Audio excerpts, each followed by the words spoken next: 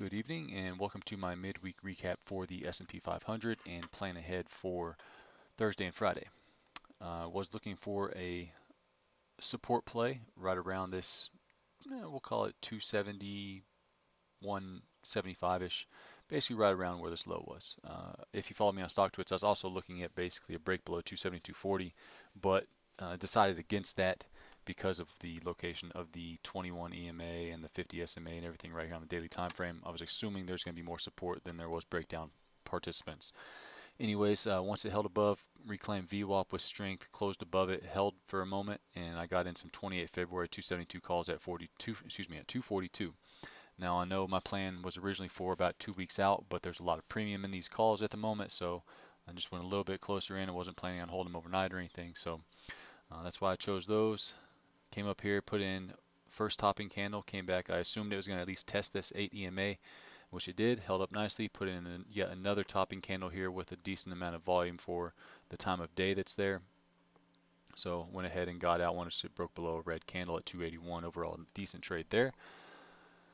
Now, today, Wednesday, on the open, looked like it was going to continue much higher. So I went ahead, I got in some 28 February 274 calls at 149 and trailed those out up here at 178. This candle right here scared me out. It did move up a little bit higher throughout the end of the day.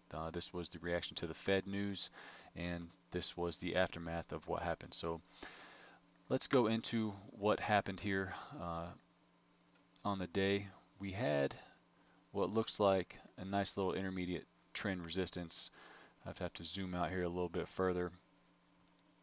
Price action has basically put in a couple of downtrend lines up there that are acting as resistance. So as I go over here to price action, this was the initial line which broke, closed above, had a retest yesterday, and pushed up higher to test this last one. Now, Fed news provided at least enough of a catalyst to break it out above there, which looked like it was going to continue higher. Now, what happens in these kinds of situations, this is essentially a bull trap. Market makers did their job, got enough participants on the wrong side of the trade.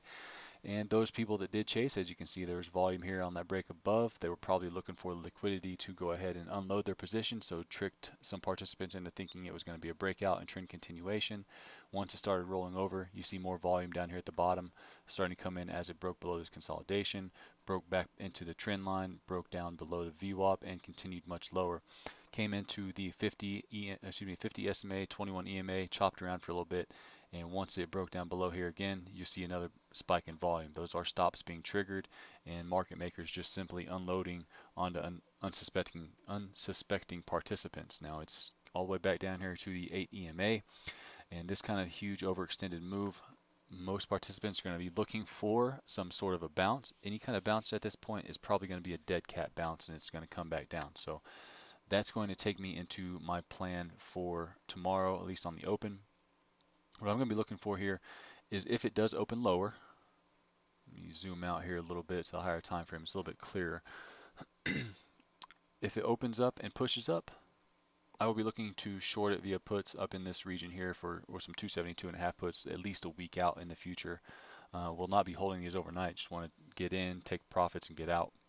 If price action opens up in this region here, I will look for a breakdown position, or excuse me, a breakdown trade versus whatever the recent high is of that pattern that does form, and some 270 puts. Now there's not a whole lot of levels here in between this blue line and way down here at 264, and I only have 264 here simply because there's a couple of wicks here. It was a previous consolidation area. It may come back down and settle there for a little bit, so we'll be looking for that as at least a temporary profit target, maybe into the end of the day. And ultimately a push down below here will lead down to the 200 SMA again. Now, just like in Apple, we also have a new lower high, which should at least imply we're going to have a test of the new recent lows down here around 254, 253-ish area. So this would be my trade plan for the S&P 500 going forward. We'll see what happens tomorrow on the open. Have a good evening and good luck.